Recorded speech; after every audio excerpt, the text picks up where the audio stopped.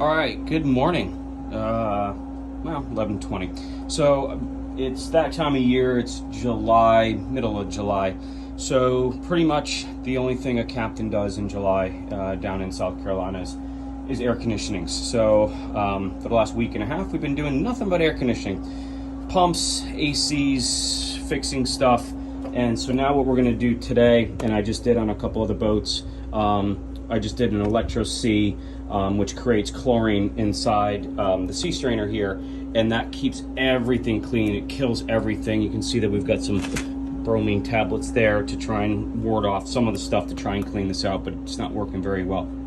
So we are actually the new distributors for Electro C. So cool development, really neat stuff. I'll show you guys more of that later on. But for now, today, we're on a 52-foot ocean, I think, like that.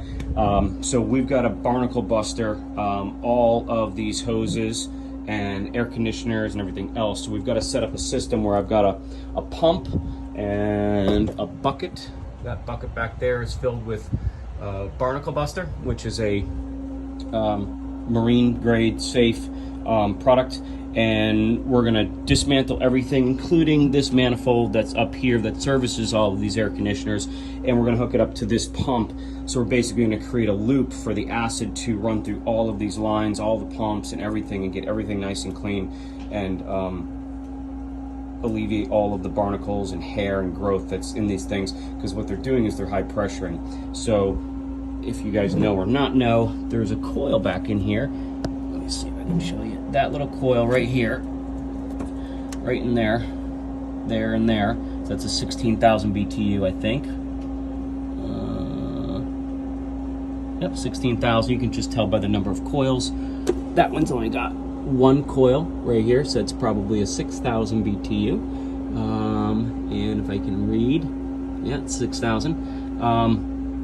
So depending on how many coils it is will determine the size of it, the BTU on it. But inside that coil runs the seawater, which runs through all these pipes. And the Freon is inside of that as well, and it draws the water from the sea, draws out the heat from the Freon before it goes back in and is cooled off to be used again through the coil. Simple process, chemistry, science sort of stuff. Anyway, not boring you on how that actually works. All of the stuff builds up inside of here, and then if it builds up, it's no longer to transfer. It doesn't transfer the heat easily through these coils into the water. So that's why we've got to go through and clean everything out, and it just jams it up. It's almost like a 95-year-old guy that's eaten nothing but bacon and lard his entire life and taking a look at his arteries. That's pretty much what all these lines are going to look like. But when we're done with it, hopefully they will look nice and clean, and the water flow will be dramatically different, and everything will operate properly, and we won't get any more high pressure systems.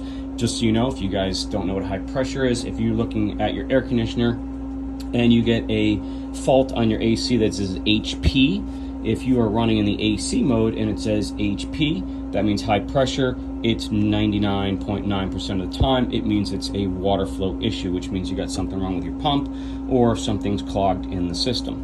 So if it says low pressure in the AC mode, then more than likely it is a Freon issue, which means you've lost Freon and it's not able to cool. And in which case, this is a closed system. So if you have to add Freon, one must assume that there is a hole somewhere. So your unit is probably pretty shot, or at least on the way out.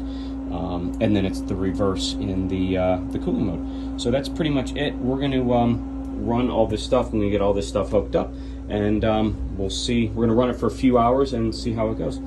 Till then, have a good day. Stay cool. Okay, step 2. I got my pump hooked up. It goes all the way up to that manifold. It's going through all 3 systems, and you can see that it's pumping. So this is the discharge that I've got going from the back side way there, which is where the discharge is. So I've disconnected the discharge. I've made sure that that's all clean, and we'll deal with that in a little bit. We're actually going to redo that whole thing because it's below the water line. So if anything ever broke, it would flood the boat and sink the boat. So that's a big no-no.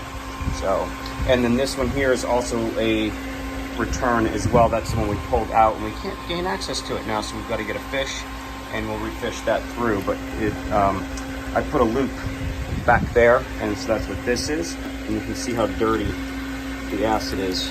And so this will erode all the barnacles and debris and everything else that's in there. We're going to let this run for a few hours, and we'll come back and see what it looks like.